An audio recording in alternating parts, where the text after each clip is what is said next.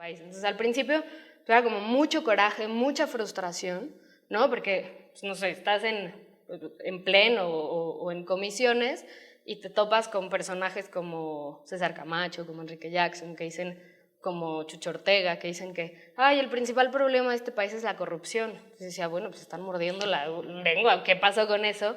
Porque aquí hay responsables y tienen nombre y apellido y son ellos, ¿no?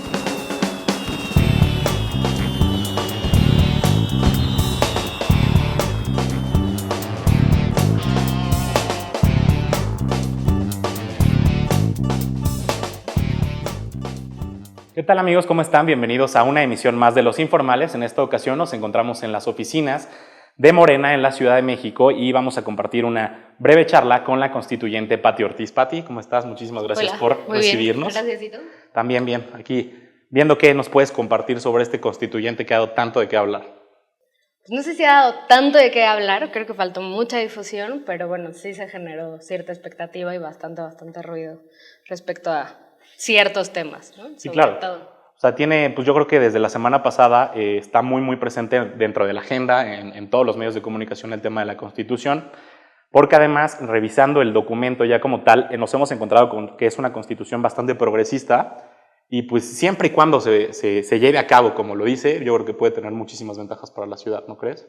Pues mira, el tema de la Constitución es un tema de principios generales. O sea, no quedó nada como tan específico. En muchos temas sí, pero pues te limitan, ¿no? Aquí lo importante, ¿no? Para que se haga realidad es cómo van a quedar las leyes secundarias. Y respecto al ruido que se hizo la última semana, puede ser que sí, pero incluso creo que ni siquiera se hizo el ruido suficiente desde la campaña, ¿no? O sea, fue un proceso en el que, o sea, muy mediática, de la marca CDMX, esta marca Mancera que le costó tanto dinero, donde adiós DF o la Ciudad de México, o sea, como muy banal en ese sentido y muy poco contenido y ni siquiera informando que el 5 de junio íbamos a tener una elección, ¿no? Por eso también tuvimos tan baja participación. Sí, la participación fue muy bajita, ¿no? De los ciudadanos. Claro, pero a pesar de eso, Morena logró 22 diputados, que al final pues, éramos minoría por estos 40 designados, ¿no? Que nosotros decíamos que nos sobraban 40, porque no tenían legitimidad de absolutamente nada. Puedes ver en ese proceso cómo al final el poder constituido estaba por encima del poder constituyente, lo cual es gravísimo y no se ha visto en ningún lado, ¿no? Oye, ¿tú por qué crees? O sea, el PRI sabemos que es una institución política enorme, o sea, que inclusive es estudiada en otros países como dentro de la ciencia política, ¿no? Ese fenómeno que tiene la institución del PRI. Tiene todo. Pero tuvieron 5 constituyentes, sí. ¿no? O sea, estamos hablando que Morena tuvo 22, el PRD tuvo 19, después el PAN con 7 y después el PRI con 5. El PRD 19 con todo y tinacos, pero sí. El PAN con 7, PAN con 7, PRI 5. Pero nosotros decíamos que eran el muro, ¿no? Esta falsa mayoría donde Peña Nieto designa 6, Mancera designa 6, más todos los designados del Senado y de la Cámara de Diputados que Morena rechazó, pues son personajes que fueron electos para una cosa, no fueron electos para realizar la Constitución de la Ciudad de México. ¿Por qué tú crees que haya pasado este fenómeno? En lo que te comento por decir del PRI y del PAN no tanto, porque le fue pues, medianamente bien, podríamos decirlo, pero la Constitución de la Ciudad de México es pues, prácticamente de izquierda, ¿no? Viene desde la izquierda del PRD, que muy probablemente no sea semejante a lo que trae Morena como institución política. Sin embargo, sí nos encontramos con una Constitución bastante progresista, bastante liberal, que incluye cosas que para el PAN o para el PRI pues, serían impensables, por así decirlo, aunque hay algunas otras en las que ya la han abonado también, pero sigue siendo una Constitución progresista. Sí, ¿por qué lo de los 40? Por miedo, porque si no, en verdad hubiéramos logrado un proyecto de avanzada, totalmente progresista, en el que realmente hubiéramos podido ampliar en términos de derechos y muchas cosas, ¿no? Parar de tajo el tema de la corrupción, etcétera, etcétera. Pero, pues no, nos pusieron a 40 que tenían toda la capacidad de veto.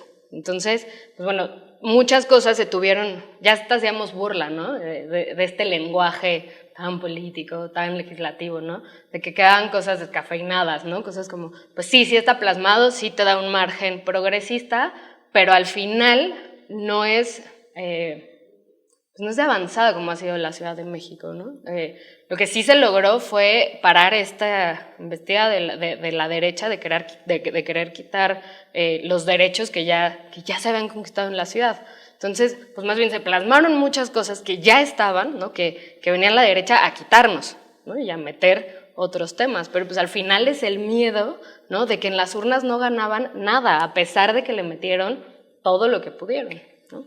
Oye, y para ti, con tu juventud, ¿cómo se sintió trabajar en el Constituyente? Porque finalmente lo que platicamos antes de empezar, tu firma ya quedó plasmada en el documento para siempre, ¿no? Entonces, muy probablemente en este momento hay gente que no lo visualiza tan grande como es, pero pues finalmente tiene una trascendencia muy cañona, ¿no? El hecho de que tú hayas firmado en tu juventud una constitución tan importante como lo puede ser la Ciudad de México. ¿Qué tal fue el trabajo? El trabajo de campo, el trabajo de escritorio, de oficina, el de cabildeo, etcétera, para llevar a bien toda esta constitución.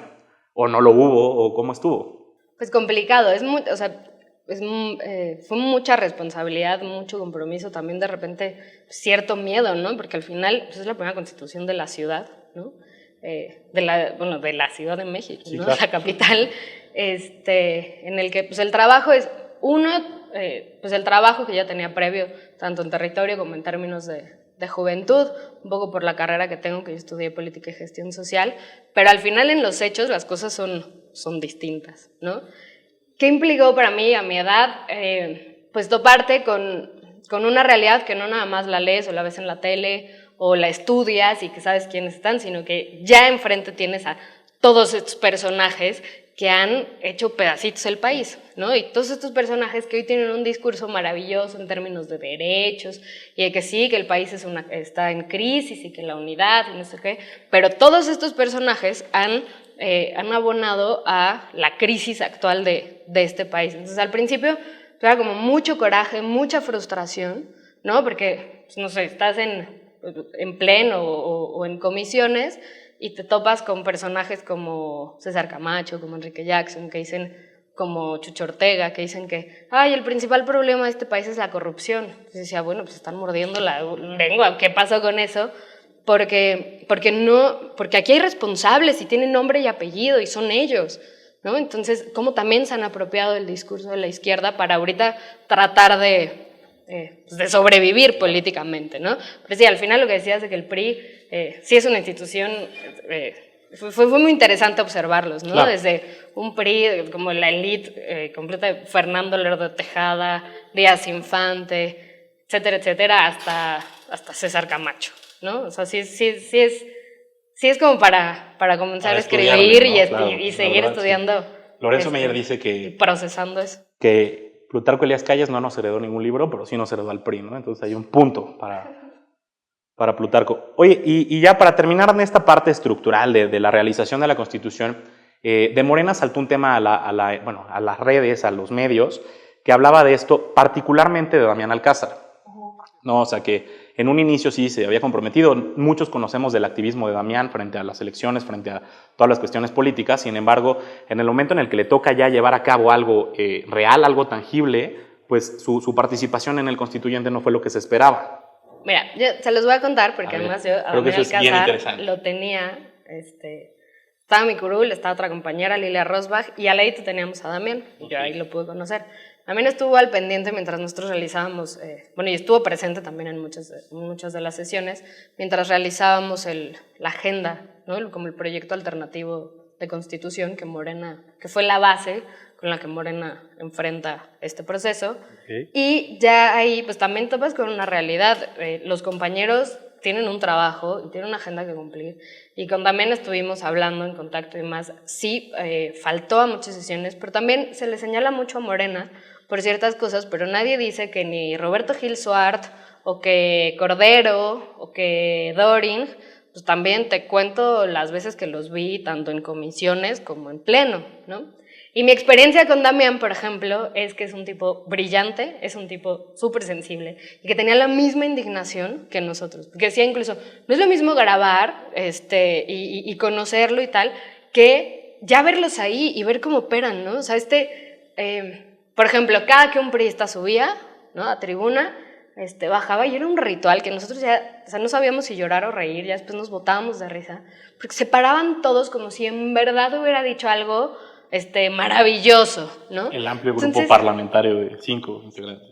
No eran 5, todos los designados del bueno, Senado, los de la designados, Cámara, claro. más los designados de Peña, era un espectáculo, como si en verdad, decía Damián, como si hubieran metido un gol. ¿Qué pasó? ¿Qué es esto? Entonces, esta parte sensible de Damián, de lo que aportó, hasta al final una de sus reservas la metí yo, digo, es un tipo muy consciente, puede estar, pero al final hay una realidad, todos estos en verdad sí viven de la política, ¿no? Y tienen todo el respaldo tanto del Senado, de la Cámara de Diputados, de los partidos, y pues los compañeros tienen que trabajar y eso no quita que tengan un compromiso, ¿no? O sea, se dice mucho que ya no queremos a los mismos políticos de siempre, necesitamos figuras diferentes. Yo, por ejemplo, los compañeros que son actores y que es gente súper crítica, gente muy informada, gente que aportó muchísimo, ¿no? Entonces, creo que también este estigma de que, ay, no vino Damián Alcázar, sí, pero o sea, nos podemos meter a ver cuántas veces llegó Gil Suárez y cuántas veces llegó Mariana Gómez del Campo y varios de los otros diputados que, pues, casualmente nadie les dijo nada, ¿no? No se hizo escándalo del tema, ni mucho tema menos. fue porque era Morena, probablemente. Siempre, para todo, ¿no? Si respirabas, si estabas ahí, no, pues fue Morena, ¿no? O sea, Oye, y ya hablando de la Constitución como tal, hay muchas cosas bien interesantes que estuvimos checando. La Constitución, si se hace como deben ser las cosas, yo creo que podemos tener muchos beneficios a mediano o largo plazo, sobre todo.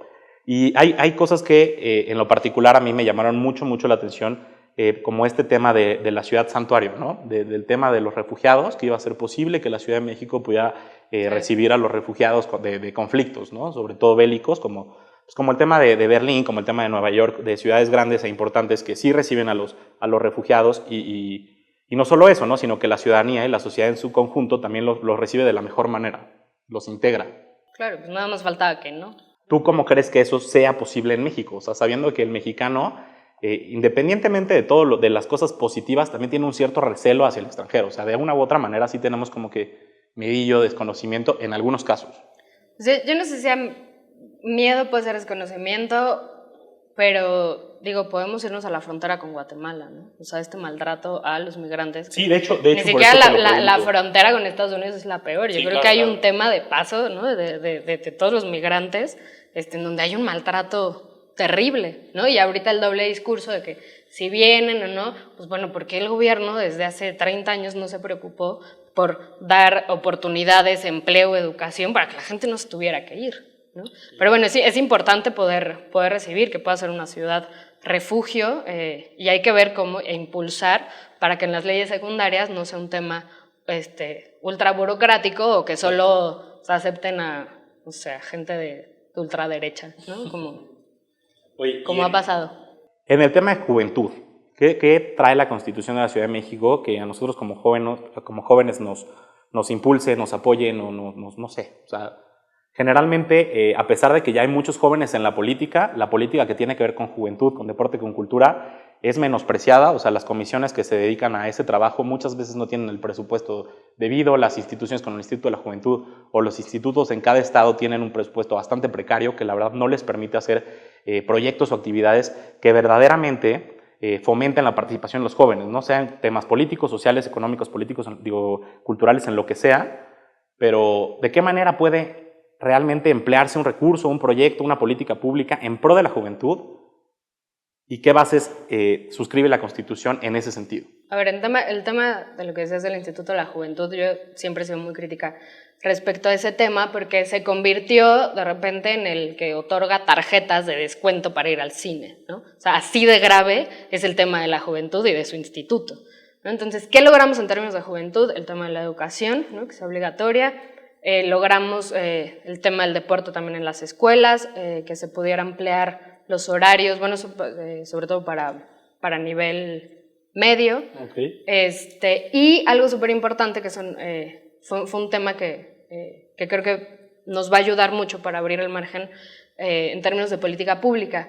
Logramos la titularidad de derechos de los jóvenes y logramos el reconocimiento a la diversidad y a la heterogeneidad de las personas jóvenes. ¿Qué pasa con los jóvenes? Nos ponen en 2 o 3 grupos, ¿no? Los que estudian, o sea, se habla de juventud y nada más se piensa en escuela, y no es cierto, el porcentaje que realmente estudia es mínimo. O los jóvenes y la dispersión y la fiesta y la responsabilidad, pero no se piensa en que hay una gama en medio de todo eso, de los jóvenes que estudian y trabajan, o que no estudian y trabajan, o que no tienen nada que hacer, porque no hay oportunidades de absolutamente nada y que al final en el país hemos sido carne de cañón de la guerra impulsada por Felipe Calderón y su partido, ¿no? Entonces esto nos va a permitir que se pueda estudiar, ¿no?, el tema de los jóvenes y una política pública enfocada a que en todos los grupos, que en toda esta diversidad podamos empezar a resolver el tema de la juventud. Quedó también en alcaldías, yo lo aclaro y lo dije en su momento, yo no estoy de acuerdo con el tema de las cuotas, pero quedó en alcaldías que las personas jóvenes de 18 a 29 años puedan estar en la lista de los concejales, ¿no? Entonces, bueno, creo que es un avance. Tampoco te habla de una gran participación, hay que evitar que se convierta en el jaloneo, ¿no?, para estar, sino que realmente pues, sean compañeras y compañeros que quieran incidir en sus localidades, ¿no? No logramos los consejos juveniles, por cierto, es algo que tenemos pendiente para las leyes secundarias, y tampoco se logró el voto a los 16 años, que eso también fue un gran debate, que por cierto el PAN ahorita nos quiere arrebatar. No logramos el tema del voto a los 16 por este bloque que les digo, ¿no? PRI y PAN negando el derecho a los jóvenes de poder votar a los 16 años. Nosotros no pedíamos plena ciudadanía, pedíamos que los jóvenes pudiéramos votar a esa edad. ¿Qué pasa? Ya creen que no hay madurez a esa edad, que no puedes tomar decisiones. Y estuvimos volanteando con los compañeros de Morena y la pregunta era, bueno, ¿cuáles son las decisiones que han tomado los demás en este país? Llevaron a Enrique Peña Nieto a la presidencia. O sea, es momento que nosotros vayamos agarrando las riendas de este país y empezando a tomar decisiones. Pero bueno, o sea, los jóvenes de 16 pues sí pueden entrar a trabajar sin el permiso de sus padres. No pueden...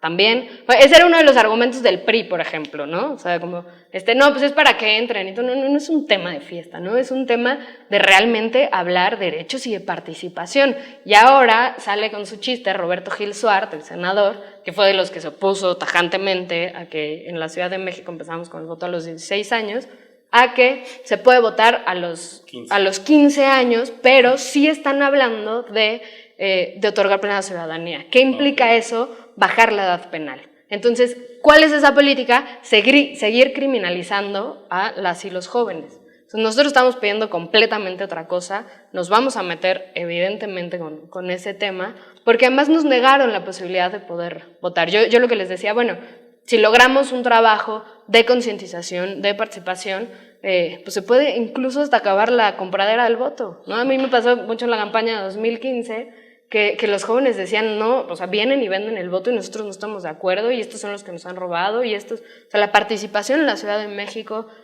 por ejemplo, en los SHs, en las preparatorias, de los más chicos es buena, es importante y hay muchas dudas y es momento de que quieran participar, ¿no? Okay. De que puedan participar.